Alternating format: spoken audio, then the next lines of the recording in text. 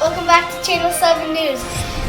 It's a really windy day outside, and so if you're wondering, Lola's sick, so she can't do the forecast today. I'm sorry, but you have me.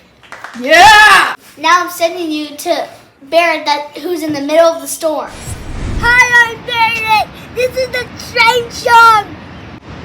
Oh, guys, it's a big windy storm right now, and it rains, wind is rain, and one of the trees almost fell over. Look, the trees are blowing. There goes a guy! Another guy! And that tree was on the ground, and the sister trees almost fell down.